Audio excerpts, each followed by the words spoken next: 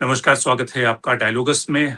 Israel के विदेश मंत्री ने दावा किया है कि किस तरह से ईरान के चीफ जो सिक्योरिटी ऑफिसर हैं, अली लारजानी, उनकी एक तरह से जो हमले किए गए थे कल रात, उसमें उनकी मौत हो गई है और साथ ही जो बसीस फ़ोर्स के कमांडर हैं, गुलाम रज़ा सुलेमानी, उनका भी देहांत हो गया है। हालाँकि ईरान की तरफ से इसकी कन्फर्मेशन अभी नहीं आई है, लेकिन ये माना जा रहा है कि अगर ये 2 ऑफिसर की मौत हुई है, तो निश्चित रूप से सुप्रीम लीडर के बाद एक बड़ी कैजुअलिटी ईरान को उठानी पड़ रही है। लेकिन इसके समानांतर जिस तरह से दुबई में ईरान का जो अटैक है, वो लगातार जारी है और जिस तरह से दुबई के प्रमुख जो तेल की जो कंपनी है, उसके बेस पे जिस तरह से अटैक हुआ, वो कहीं न कहीं ईरान की ये कोशिश है कि किस तरह से दुबई को टारगेट करके युद्ध को जल्दी से जल्दी सीज़फायर की टेबल तक लाया जाए, क्योंकि दुबई का जो पोर्ट है, वो एक मेजर एक्सपोर्ट का ज़रिया है, अगर हम स्ट्रेट ऑफ हॉर्मुज़ के अलावा इस पोर्ट को देखें तो। तो ताज़ा स्थिति क्या है युद्ध की और किस तरह से ईरान, इज़राइल और अमेरिका अपने-अपने पैतरे बदल रहे हैं, इसको हम समझने की कोशिश करते हैं और क्यों दुबई टारगेट है ईरान के प्रमुख टारगेट में। हालाँकि अन्य खाड़ी के देशों को भी ईरान ने टारगेट किया है, लेकिन ज़्यादातर जो अटैक है, जो सेंटर है, वो दुबई क्यों है? ये भी समझने की कोशिश करते हैं। हमारे साथ 3 मेहमान जुड़ रहे हैं, धनंजय त्रिपाठी जो प्रोफ़ेसर हैं साउथ ईस्ट एशियन यूनिवर्सिटी में, साथ ही जजाति पटनायक साहब जो जेएनयू में प्रोफ़ेसर हैं सेंटर फॉर वेस्ट एशिया और अंशु नथानी जो सीनियर जर्नलिस्ट हैं, वो हमारे साथ जुड़ रही हैं। लेकिन शुरुआत करते हैं जजाति साहब आपसे कि आप कैसे देख रहे हैं कि ताज़ा जो स्थिति है युद्ध की, उसमें जो इज़राइल का ये दावा है कि उसने चीफ सिक्योरिटी ऑफिसर को ही मार गिराया है, जो कि खामनाई साहब के काफ़ी करीबी थे और किस तरह से जो न्यूक्लियर टॉक्स था, उसमें भी उनका रोल रहा था। तो आप अगर ये ईरान इसको एडमिट करता है, तो क्या ईरान के लिए बड़ा सेटबैक है? या फिर जो ईरान जिस तरह से दावा कर रहा है कि वो बातचीत की टेबल पे नहीं आएगा और कुल मिलाकर वो डिसाइड करेगा कि युद्ध कब खत्म होगा? थैंक यू अनिमेश जी। बात देखिए, अली लारिजानी का जो आप बात बता रहे हैं कि इनका डेथ क्लेम किया है इजराइल ने, इसके बाद जो बासिज फोर्सेस का जो चीफ है उनको भी क्लेम किया है कि उनका डेथ हुआ है। उसमें एक चीज देखिए कि आप जो ईरान का जो पॉलिटिकल इंस्टीट्यूशन है वो मल्टी लेयर्ड इंस्टीट्यूशन से, एक इंडिविजुअल से नहीं होता है। आप देखेंगे जो सुप्रीम लीडर जो विलायत फकी इंस्टीट्यूशन है, उनका जो क्लरिकल एस्टैब्लिशमेंट है काफी वाइड स्प्रेड है। Wide spread in the sense उनका जो आप देखेंगे जो डिफरेंट इंस्टीट्यूशन से, पर्टिकुलरली सुराय निगाहवन जो होता है, सुराय खोबरेगान होता है, इसका तो मसलत निजाम होता है, जिसको आप बोल सकते हैं कि काउंसिल ऑफ गार्जियंस और council of experts and expectancy council. तो ये जो रिलीजियस और क्लरिकल एस्टैब्लिशमेंट का जो पावर है वाइड नेटवर्क है। इसके बाद में आप जो आईआरजीसी है, इस्लामिक रिवोल्यूशनरी गार्ड कॉफ, आपका जो कोर है, उसमें क्या है ना, आपका इसमें भी देखिए बेसिस फोर्सेस, अल-कुद्स और बुनियाद इनका इकोनॉमिक इंफ्रास्ट्रक्चर बोल सकते हैं, इकोनॉमिक विंग भी बोल सकते हैं। तो इसलिए there is a deep convergence between आपका जो politics, economy and military forces. इसके बाद में जो ईरान का जो आपका जियोग्राफिकल टेरेन देखेंगे, उसमें क्या है ना, वेस्टर्न पार्ट में आपका जो है जाग्रोस माउंटेन है, उसमें एल्ब्रोज है नॉर्थ में। इसके बाद में जो सेंट्रल पार्ट में है, उसमें आपका जो मेनली दस्ते कबीर और दस्ते लूट है, वो सेंट्रल प्लेट्यू और बहुत ही डिफिकल्ट टेरेन है। तो इसलिए इस सारे चीज को अगर देखेंगे कि ईरान का जो स्थिति है, पर्टिकुलरली फाइटिंग कैपेबिलिटी भी काफी स्ट्रांग है। और एक है कि इनका जो है डिसेंट्रलाइज्ड मोजाइक डिफेंस है। 31 प्रोविंसेस जो है ईरान का, आप स्टार्टिंग फ्रॉम गिलाक एंड माजांदरन प्रोविंस नॉर्थ, इसके बाद वेस्टर्न साइड में आप देखेंगे खुजिस्तान, और इसके बाद ईस्टर्न साइड में आप जो है पर्टिकुलरली सिस्तान बलूचिस्तान हो गया, आपका सेंटर में जो है आपका सिराज इस्फाहान हो गया। तो उसमें आपका आईआरजीसी का पोजीशन पर्टिकुलरली काफी वाइड स्प्रेड एंड डिसेंट्रलाइज है। तो इसीलिए मेरे ख्याल से युद्ध थोड़ा लंबा चलेगा। एक आदमी और व्यक्ति का एक्चुअली डिकैपिटेशन होने में ये युद्ध खत्म नहीं होता है, क्योंकि इनका जो स्ट्रक्चर है मल्टी लेयर्ड स्ट्रक्चर है एंड डिसेंट्रलाइज्ड है।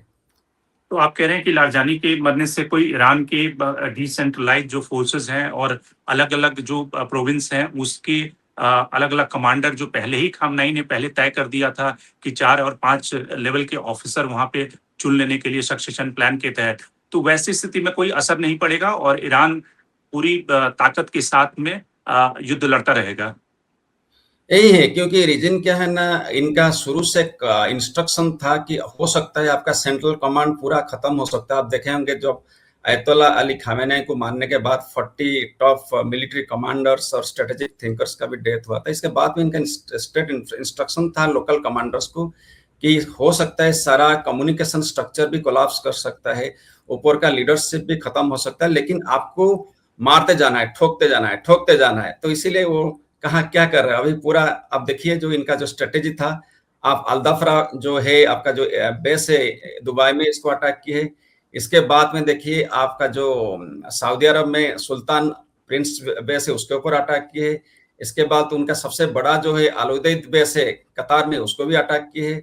इसके बाद जो 5th फ्लीट का हेडक्वार्टर है मनामा में, उसको भी अटैक किए। तो अटैक तो कंटिन्यूअसली चल रहा है। तो इसीलिए मुझे नहीं लगता है कुछ कम होने वाला है, क्योंकि अगर आपको रियली देखिए इनका ऑब्जेक्टिव था रेजिम चेंज। रेजिम चेंज तो नहीं हो रहा है अनटिल एंड अनलेस जब तक आपका अमेरिकन ग्राउंड फोर्सेस नहीं उतरेंगे तब तक रेजिम चेंज नहीं हो पाएगा। आप जानते हैं कि ग्राउंड फोर्सेस उतरना बहुत डिफिकल्ट है। अमेरिका का एक्सपीरियंस है वियतनाम वॉर में और अफगानिस्तान में, इराक में, लीबिया में, इनका सक्सेसफुल नहीं रहा है।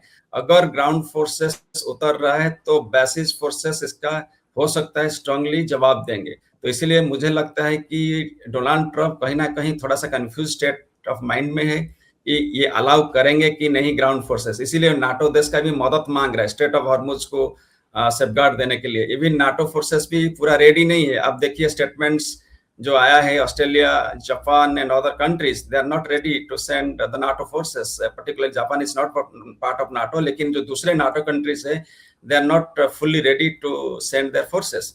तो मेरे ख्याल से is a very difficult and complex situation. बिल्कुल। धनंजय त्रिपाठी जी, ये जो फुजरा ऑयल हब पे अटैक करना और दुबई पे लगातार टारगेट करना, आपको क्या समझ में आता है क्यों जो बाकी खाड़ी के देशों हैं उसमें ओमान तो चलिए पीस डायलॉग ही कर रहा था, लेकिन ज्यादा उनके टारगेट पे दुबई क्यों है? दो कारण है शंकर इसमें। एक तो है कि जियो इकोनॉमिक लोकेशन जो है दुबई का वो बड़ा महत्वपूर्ण है।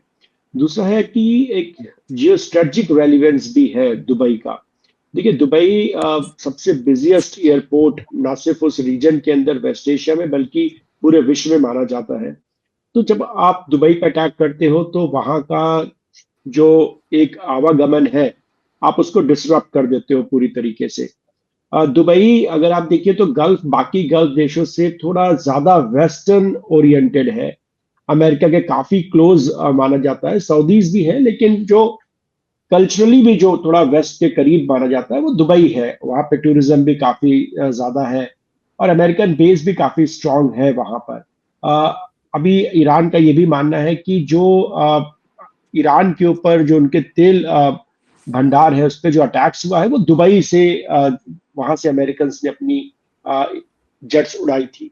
तो एक ये कारण है कि उनका जियो इकोनॉमिक स्ट्रक्चर्स को तबाह करना चाहते हैं और ये बताना चाहते हैं कि अगर आप हमको परेशान करोगे, जो ईरान की स्ट्रेटजी रही है, ईरान की एक बड़ी सोची समझी स्ट्रेटजी इस वॉर में रही है कि हम इजराइल को तो मारेंगे ही, अमेरिका तक वो पहुंचने की क्षमता उनके अंदर इंटर कॉन्टिनेंटल मिसाइल्स नहीं है इसलिए वो पहुंच नहीं सकते।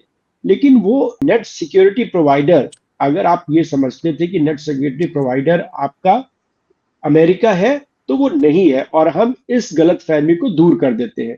साथ में दुबई जो डेवलप ही हुआ है वो बहुत वेस्टर्न फाइनेंस से डेवलप हुआ है, अमेरिकन फाइनेंस से डेवलप हुआ है।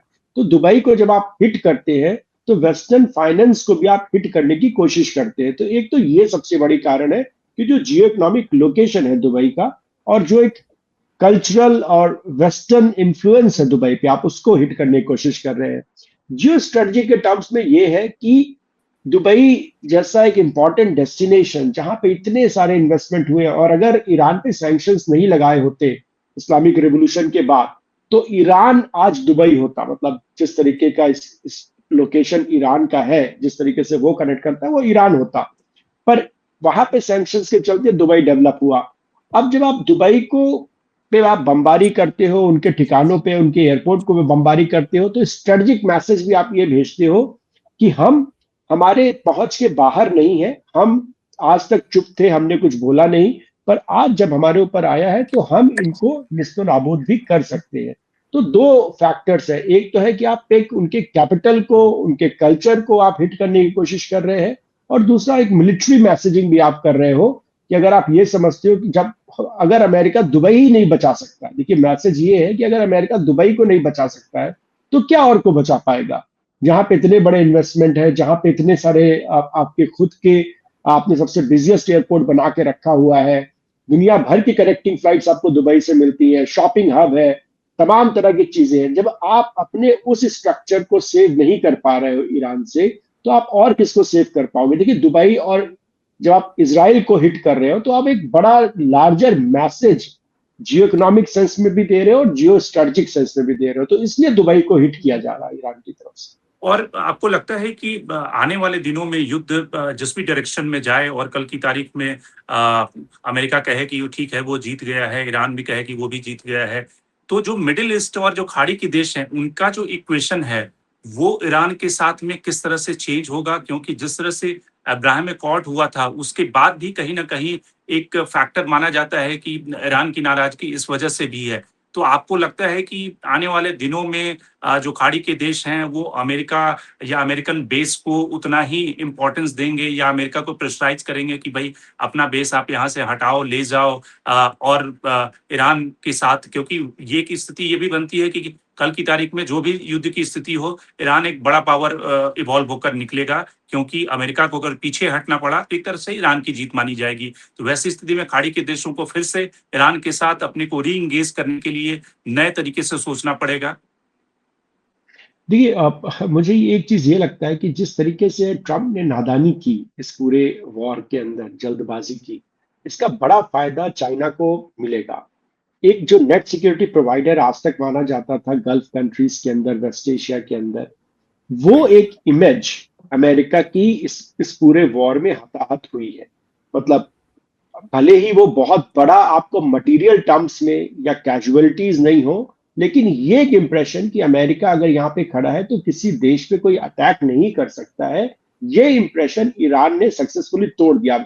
युद्ध का जो भी हश्र हो, ईरान जीते हारे, अमेरिका से पीछे हटे या वॉर डिक्लेयर सक्सेस कर ले, वो सब अलग बातें हैं, लेकिन एक इंप्रेशन जो था अमेरिका को लेके वो पूरी तरीके से भ्रमित हो गए हैं वहां के देश।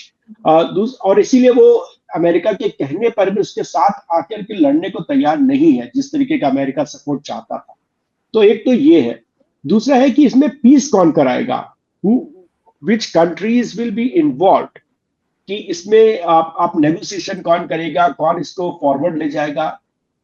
अमेरिका ने जो जल्दबाजी की, नेगोशिएशन टेबल से वॉर फील्ड में उतर गए, अगर वो नेगोशिएट ईरान से कर लेते तो शायद एक बड़े पावर की तरह इमर्ज होते और वो पूरे वेस्ट एशिया को संचालित कर सकते थे। इजराइल को भी कुछ दे सकते थे और देशों के ऊपर प्रेशर बना के ईरान को कुछ दे करके ईरान को भी वो कंप्रोमाइजिंग पोजीशन में डाल देते, और ईरान के ऊपर जो प्रेशर था उस समय, ईरान शायद उन सब चीजों को एक्सेप्ट कर लेता। अब अमेरिका ने ये जो जल्दबाजी की, इसके चलते कुछ प्लेयर जो आउटसाइड रीजन थे, जिनका एक मैसिव इन्वेस्टमेंट चाइना का पूरे वेस्ट एशिया के अंदर है, सऊदीज में भी है, हमें नहीं भूलना चाहिए कि सऊदीज और ईरानियन के बीच नेगोशिएटिंग टेबल पे चाइना लाने में उनको सक्सेसफुल रहा है।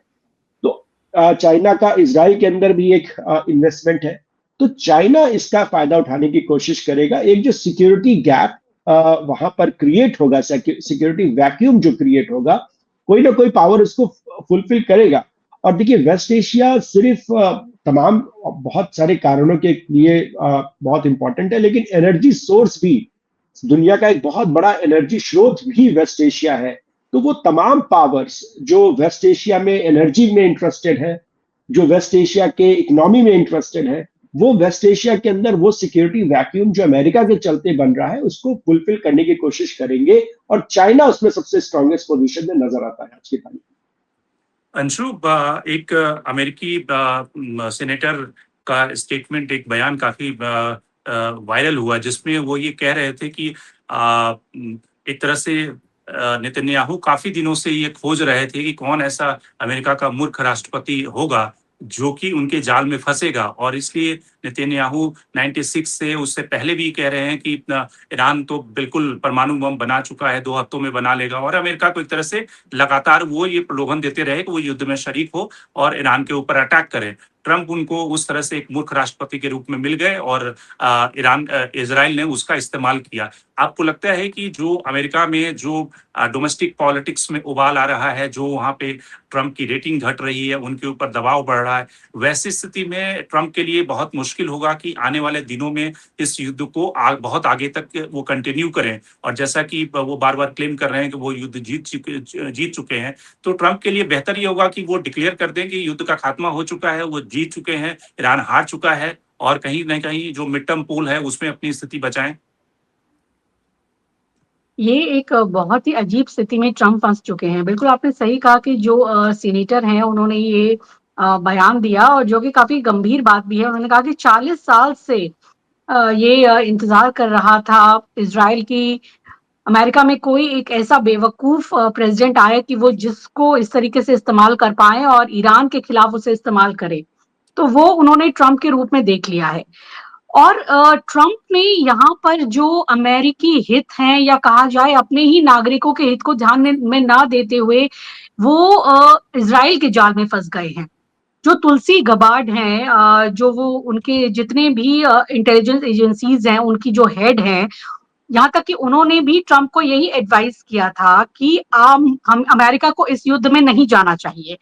और जितना भी देखा गया है, उनका ये कहना था कि ईरान के पास कोई न्यूक्लियर बॉम्ब नहीं है, जो अमेरिकन एजेंसी का एक फीडबैक था। उसके तहत उन्होंने कहा कि ईरान के पास ना तो कोई न्यूक्लियर बम है अभी, और न ही ईरान कभी अमेरिका पर सीधा हमला करने की कोई ऐसी आकांक्षा रखता है, या कोई ऐसी उसकी ज़रूरत होगी, या वो कोई ऐसा चाहेगा।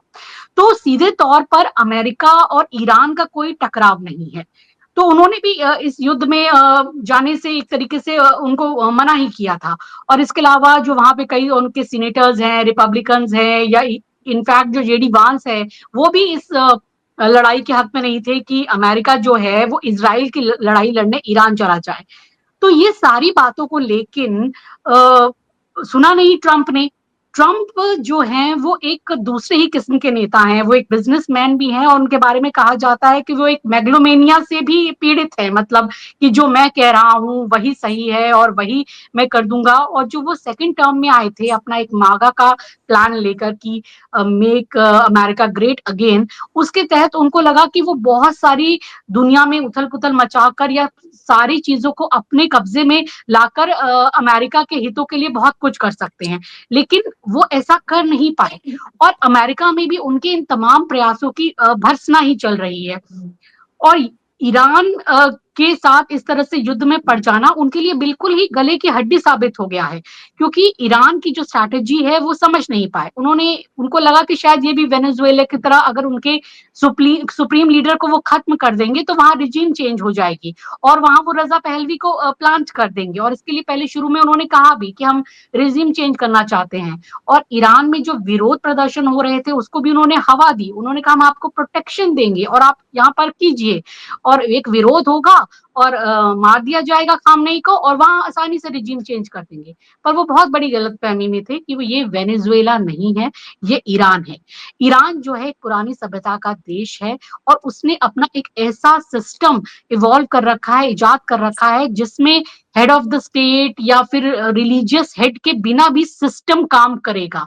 यानी वहाँ हर एक हेड के लिए 4-4 विकल्प हैं, और इस तरीके से बहुत पहले से, जब से 79 से ईरानियन रेवोल्यूशन हुआ था, उन्होंने यहाँ पर अपने पूरे सिस्टम को वो बहुत डिसेंट्रलाइज्ड किया हुआ है। और इसका मतलब ये है कि एक हेड के ना रह जाने से सिस्टम खत्म हो जाएगा, ऐसा ईरान में नहीं है। सिस्टम चलता रहेगा। आज अगर बात करें, उनके बेटे को बना दिया गया है, अगर आज उनका बेटा भी नहीं रहता है तो ईरान का सिस्टम काम करेगा। और ये उन्होंने पूरा इस तरीके से बनाया हुआ है। इस चीज को समझ नहीं पाया अमेरिका, और जिस तरीके से ईरान ने अपनी रणनीति बदली, और खाड़ी के देशों में खास तौर पर दुबई पर जिस तरीके से हमले किए, वहां पर अमेरिका के और इजराइल के मिलिट्री बेसेस को तबाह किया, और उनको सीधे सीधे मैसेज ये दिया कि अगर आप इजराइल का साथ देंगे, आप अमेरिका का साथ देंगे, तो हम आपके साथ ये बिल्कुल कर सकते हैं। फिर कोई मुस्लिम ब्रदरहुड नहीं है, फिर कोई इस तरह से यहाँ पर कोई धार्मिक फ्रेंडशिप भी काम नहीं आएगी। ये एक बहुत जबरदस्त संदेश था जिसके लिए यूएस तैयार नहीं था। और ये तमाम चीजें थी जिसमें जो है अमेरिका पिछड़ा कि किस तरीके से ईरान को जवाब दिया जाए, क्योंकि स्ट्रेट ऑफ हॉर्म्यूज में भी उन्होंने जिस तरीके से अंदर कहा जा रहा है कि पूरी सुरंगें बिछाई हुई है बारूदी, तो उसमें उनके शिप भी नहीं जा सकते हैं अमेरिका के। बहुत ही कंटेन कर दिया है अमेरिका को और एक बहुत मुश्किल वॉर बना दिया। आप ही देखिए 17-18 दिन हो गए हैं। अमेरिका ने तो शायद सोचा होगा कि एक हफ्ते में ही यहाँ पर सब कुछ हो जाएगा, लेकिन ईरान के पास इतनी क्षमता है कि वो इसे सालों साल वो खींच सकता है। और इतना उन्होंने अपने पास असलहा तैयार किया हुआ है, इतना कुछ है उनके पास कि वो इस वॉर को लंबे ले जा सकते हैं। और यही वजह है कि आज ईरान कह रहा है कि ये वॉर अगर खत्म होगी जी तो हमारी शर्तों पर होगी। आप हमारे नुकसान की भरपाई कीजिए, आप गल्फ कंट्रीज से आप निकल जाइए। यहाँ एक एक छोटा सा इंपॉर्टेंट पॉइंट मैं नोट आपको बताना चाहूंगी कि 1989 से अमेरिका की इसकी पृष्ठभूमि में जाना चाहेगा एक न्यू इंपीरियलिज्म की पॉलिसी रही, जिसमें इस खाड़ी देशों में तेल के कारोबार पर कब्जा करने के लिए यहाँ पर देशों को बांटा गया इस तरीके से कि जो खाड़ी के कई देश जहाँ पर राजशाही है, जहाँ पर कोई उनका ऐसा अपना खुद का मिलिट्री बेस नहीं है या खुद का उनकी मिलिट्री इतनी स्ट्रांग नहीं है, और वहां पर उनको ये बताया गया कि यहाँ के ही कुछ अन्य देश, आपकी खाड़ी के ही देश आपके लिए दुश्मन साबित हो सकते हैं, जिसमें इराक, ईरान, जॉर्डन, इन देशों को उनको ही लड़ाने की कोशिश की गई। और उनको कहा कि आपको प्रोटेक्शन देने के लिए अमेरिका यहाँ पर बेसिस बनाएगा, आपको मिलिट्री बेसिस बनाएगा। अमेरिका ने वहां अपना पैसा झोंका। अमेरिका की 1500 जी बड़ी बड़ी कंपनियां यहाँ पर काम कर रही हैं। तो उनका इस्तेमाल किया गया कि तेल के कारोबार पे कब्जा करने के लिए और साथ ही खाड़ी देश में अपनी प्रेजेंस बनाए रखने के लिए। लेकिन ईरान ये समझ गया, और जैसे आपने अब्राहम अकॉर्ड की भी बात की कि 2020 के बाद से स्थितियां बहुत बदल गई। और इजराइल के साथ जब ये अब्राहम अकॉर्ड किया गया तो ईरान ने कहा कि अगर आप हमारे दुश्मन शत्रु के साथ जो गजा में फलस्तीन में इस तरह के जुल्म ढा रहा है, आप उनके साथ दोस्ती करेंगे और उनके अपनी बेसिस हमारे ऊपर हमला करने के लिए आप इस्तेमाल करेंगे, ये तो हम भी आपके ऊपर हमला करेंगे। यही वजह है कि आज दुबई पर सबसे ज्यादा हमला किया जा रहा है, क्योंकि दुबई को एक तरीके से मिनी अमेरिका और इजराइल के दोस्त के तौर पर देखा जा रहा है, जहां पर उनके पूरे इकोनॉमिक बेसिस भी हैं, मिलिट्री बेसिस भी हैं। और वहीं से अमेरिका को निकालना सबसे बड़ी एक स्ट्रैटेजी है ईरान की। तो यहाँ बिल्कुल पर अपनी एक इंटरनल स्ट्रैटेजी, अपने विश्वसनीय लोगों की बात ना सुनना और इजराइल के झांसे में आ जाना, उसके द्वारा यूज हो जाना, ये मुझे लगता है कि अमेरिका को बहुत ही महंगा, और खास तौर पे ट्रम्प को ये बहुत महंगा पड़ने वाला है, क्योंकि उनके मिड टर्म पोल भी हैं और बहुत मुसीबत में वो घिरते हुए नजर आ रहे हैं। पटनायक साहब, आपको लगता है कि भारत का इसमें कोई रोल है, यानी कि भारत कुछ इन्फ्लुएंस कर सकता है ईरान को या फिर इजराइल को कि वो सीज फायर की तरफ जाएं, कोई ऑल्टरनेटिव तलाशें? कि जिस तरह से ईयू की जो फॉरेन मिनिस्टर की बैठक थी तो वहाँ पे एक तरह से जयशंकर साहब भी गए हुए थे, और जिस तरह से आपको लगता है कि क्या चाइना या रशिया की कोई का रोल हो सकता है? आखिर ये युद्ध विराम होगा कैसे? डेफिनेटली अगर टाइम परमिट करता है, मैं आज जो दुबई को क्यों अटैक किया, कुछ टाइम परमिट कर सकते मैं बोलना चाहता हूँ उसके बारे में, इसके बाद मैं आऊंगा। जी देखिए, दुबई को अटैक करने का मेन है कि दुबई जो एक वर्ल्ड ट्रांसशिपमेंट हब है, जो जेबल अली फोर्ट है, उसमें आपका 3-4 स्पेशल इकोनॉमिक जोन है, जो है Dubai international financial centre, global financial institutions आप देखिए, जेपी मॉर्गन, इसके बाद में American bank, city bank, Dutch bank, Indian bank, सारे प्रेजेंट है। तो इसीलिए इनका ऑब्जेक्टिव है ईरान का कि टू अट्रैक्ट ग्लोबल अटेंशन, क्योंकि इंटरनेशनल फाइनेंशियल सेंटर। इसके बाद और एक है दुबई में, जो है दुबई इंटरनेट सिटी। आप जानते हैं कि जो ग्लोबल इंटरनेट कम्युनिकेशन है, वो सिंगापुर और हांगकांग, मुंबई, चेन्नई, इसके बाद फुजाइरा और यूरोप को लिंक करता है। ये सारा कहाँ से कंट्रोल होता है? आपका बेसिकली कंट्रोल होता है दुबई से। आप देखिए, जो माइक्रोसॉफ्ट हो गया, फेसबुक हो गया, आईबीएम हो गया, सारा जो हेडक्वार्टर्स, पर्टिकुलर रीजनल हेडक्वार्टर्स, वो दुबई में। इसके बाद में दुबई में आपका और क्या है, उसमें नॉलेज सिटी भी है। इसके बाद मीडिया सिटी है, इसके बाद और एक इम्पोर्टेंट चीज जो दुबई का है, ये इस्लामिक बैंकिंग का हब है। वो क्या है, एक्चुअली जो सुकुक बॉन्ड है, इस्लाम में क्या होता है ना, आपका Riba interest is strictly prohibited, लेकिन आपका जो 2 बिलियन पॉपुलेशन है इस्लामिक कंट्री का जो है, out of that majority of the जो लोग है वो क्या करते हैं ना, सुकुक बॉन्ड को खरीद करते हैं, और सुकुक बॉन्ड जो है प्रॉफिट शेयरिंग इंस्टीट्यूशन से। तो इसलिए ईरान का ये ऑब्जेक्टिव है कि not only western pressure but also Islamic countries का प्रेशर चाहिए। तो इसीलिए मल्टी फ्रोंग एंगल से आप देख सकते हैं दुबई को क्यों अटैक किया गया। इसके बाद रहा सवाल इंडिया का रोल। देखिए, इंडिया का रिलेशन ईरान इजराइल के साथ, दोनों के साथ अच्छे है। क्यों? Iran eight the present moment India का जो पॉलिसी है, स्ट्रेटेजिक ऑटोनॉमी, मल्टी अलाइनमेंट। आप ये देखिए, हमारा इजराइल के साथ इक्वली रिलेशंस क्यों है कि हमारा स्ट्रेटेजिक रिलेशनशिप है, हमारा टेक्नोलॉजिकल कोऑपरेशन है, इसके साथ हमारा ड्रिप इरिगेशन मेनी एरियाज में है। इसके साथ ईरान जो है हमारा सिविलाइजेशनल नेबरहुड है, हमारा चाबहार पोर्ट में इन्वेस्टमेंट है, और ईरान हमको कनेक्टिविटी देता है central Asian countries like Tajikistan, Uzbekistan, Kyrgyzstan and Turkmenistan और अदर्स। इसके बाद अफगानिस्तान को देता है। तो इसीलिए हमारा दोनों के साथ अच्छा रिलेशन है। और एट द प्रेजेंट मोमेंट आप जानते होंगे foreign minister regularly in touch with the Iranian foreign minister, Jaishankar ji का कंटिन्यूअस टच है अरक्स के साथ। तो अभी जो बात चल रहा है कि इंडिया कंप्लीटली इंडल्ज है, क्योंकि पीसफुल एक पीस एंड डायलॉग का माध्यम से कैसे वहां रिजर्व किया जाए, क्योंकि पीस एंड स्टेबिलिटी बहुत जरूरी है। ये रीजन से आपका नॉट ओनली इंडिया का तो 50 to 55 ऑयल भी आयात होता है, 60% गैस भी आयात होता है। इसके बाद चाइना का लगभग 50%, आप देखिए साउथ कोरिया का, जापान का, ये सारे कंट्री का 70 to 80% जो एनर्जी इंपोर्ट होता है। तो इसीलिए ये पूरा एशियन सप्लाई चेन का बात है, एशियन सिक्योरिटी का बात है, एशियन इकोनॉमिक डेवलपमेंट का बात है, क्योंकि हम एशियन कंट्रीज 50% ग्रोथ रेट को, ग्लोबल ग्रोथ रेट को प्रमोट करते। तो इसी सिलसिला में ये बोलना चाहता हूँ कि इंडिया का काफी इंपॉर्टेंस है, क्योंकि India at the present moment जो है ब्रिक्स का चेयरमैन है। और ब्रिक्स में कौन कौन स्टेट्स है आप जानते होंगे, ईरान भी। तो ये खबर आई कि ईरान ने भारत को कहा है कि आप ब्रिक्स चेयर के तौर पे एक तरह से आप स्टेटमेंट जारी करें और कंडेम करें, और साथ ही जो हमने कुछ ईरान के शिप पकड़े थे अमेरिका के दबाव में, उन सबको रिलीज करें। तो हमारे लिए मुसीबत ये है कि हम ब्रिक्स जो कंट्री है उसमें जो गल्फ के नेशन हैं वो सब भी शरीक हैं, और जिनके ऊपर ईरान अटैक कर रहा है, तो हम एक तरह से कोई स्टेटमेंट भी जारी कर पाने की स्थिति में नहीं है। लेकिन आपको लगता है कि भारत इस समय सिर्फ अपने एनर्जी सिक्योरिटी को प्रोटेक्ट कर रहा है ईरान से बात करके, या जयशंकर की जो बातचीत हो रही है, या फिर कोई पीछे की डायलॉग भी चल रही है कि एक तरह से क्योंकि लॉन्ग टर्म में भारत की एनर्जी सिक्योरिटी भी क्राइसिस में आ जाएगी अगर ये वॉर खत्म नहीं होता। तो वैसी स्थिति में सीज फायर हो, कोई युद्ध रोकने की कोई स्थिति बने जिसमें कि सारे स्टेक होल्डर प्लेटफॉर्म पे आए, जैसे कि फिनलैंड ने भारत से रिक्वेस्ट किया है कि वो इस मामले में दखल दे। नहीं, डेफिनेटली देखिए, भारत का तो रोल रहा है।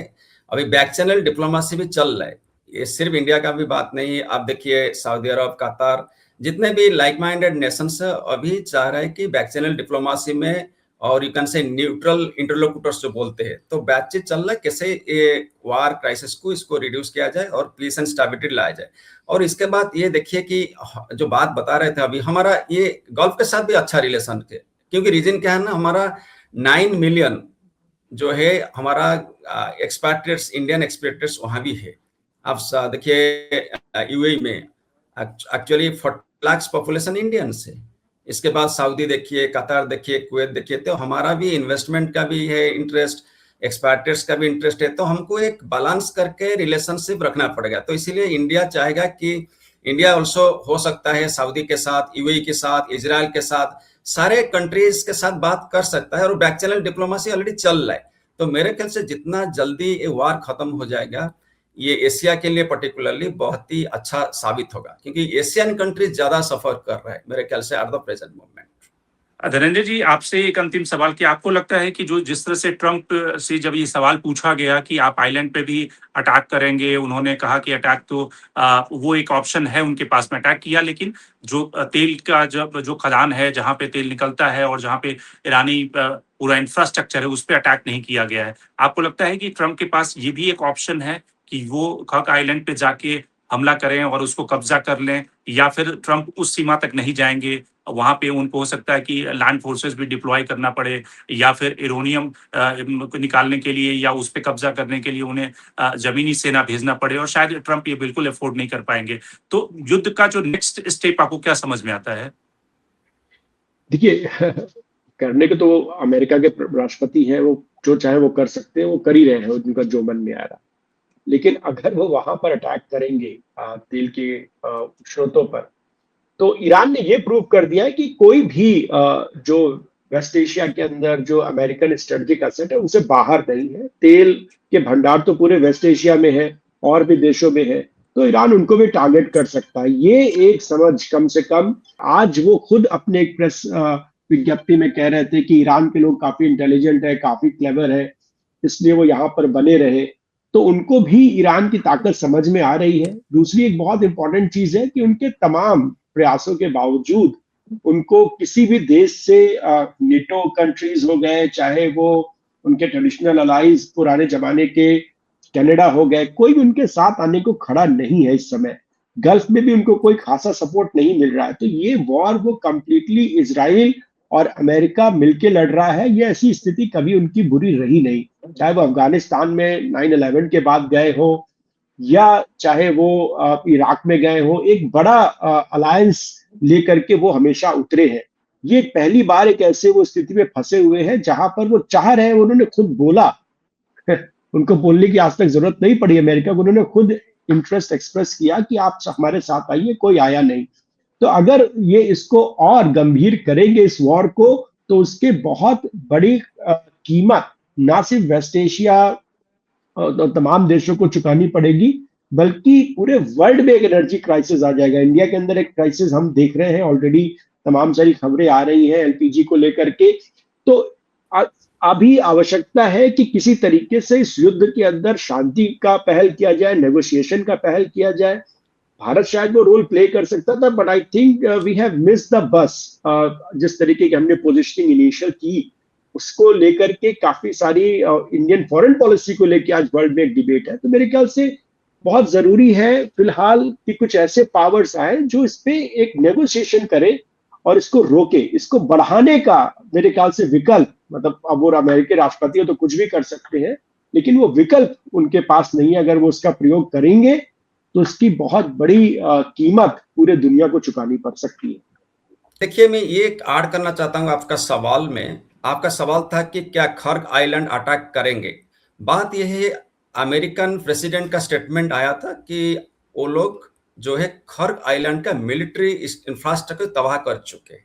लेकिन बात है, खर्ग आइलैंड से आपका 90% जो ऑयल वो जाता है चाइना को, पर्टिकुलरली वो मेजर एक्सपोर्ट पोर्ट है। अगर ट्रंप खर्ग आइलैंड के ऊपर अटैक करेंगे तो बुमेरैंग होगा। एक एक्सटर्नल फैक्टर, क्योंकि चाइना का डायरेक्ट इंटरेस्ट के ऊपर वो थ्रेट होगा। सेकंड फैक्टर जो है बुमेरैंग क्यों मैं बता रहा हूं, आपका जो वर्ल्ड का सबसे अनदर जो ऑयल पेट्रोकेमिकल कॉम्प्लेक्स है वो रासल तनूरा है, वो सऊदी अरब में, उसके ऊपर वो लोग पलटा आक्रमण कर सकता है। इसके बाद आपका जो रसलाफान है वो सबसे वर्ल्ड का लार्जेस्ट एलएनजी प्लांट है। तो ये हो सकता है कि अगर ट्रंप इस टाइप का हरकत करेंगे, मेरे ख्याल से वो रिपरकशंस बहुत ही बुरा होगा, क्योंकि वो हो सकता है मेजर जो वर्ल्ड का गैस और जो मैं बता रहा पेट्रोकेमिकल प्रोजेक्ट उसको ऊपर वो अटैक कर सकते हैं, जिसके कॉन्सिक्वेंसेस में आपका ये बहुत ही बड़ा ग्लोबल एनर्जी क्राइसिस होगा और it will have disastrous effect upon your global supply chain. मेरे ख्याल से ट्रंप ये शायद उनका जो खर्ग आइलैंड के ऊपर अटैक नहीं करेंगे। बिल्कुल। तो कुल मिलाकर जो बड़ी बात है कि जिस तरह से अली यज़दानी की मारे जाने की जो खबर आई है, और साथ ही वसीस फोर्सेस के गुलाम रजा सुलेमानी की मारे जाने की खबर आई है, इससे कोई बहुत ज़्यादा ईरान के मनोबल पे असर नहीं पड़ेगा, क्योंकि जिस तरह से ईरानी सेना का डिसेंट्रलाइजेशन है, उसको देखते हुए ईरान इस युद्ध को आगे कंटिन्यू करेगा और ईरान को लगता है कि एक तरह से युद्ध में बिना जो नुकसान हुआ है उसकी भरपाई और युद्ध की शर्तों को मनवाने से उससे पहले सीज़ फायर करने से ईरान का कोई भला नहीं होने वाला है। तो आज के कार्यक्रम में इतना ही। देश और दुनिया की बाकी खबरों के लिए आप बने रहिए डायलॉगस के साथ। धनंजय जी, आप हमसे जुड़े, आपका बहुत-बहुत धन्यवाद। जयाति जी, आपका भी बहुत-बहुत धन्यवाद और अंशु आप जुड़ी, आपका भी बहुत-बहुत धन्यवाद।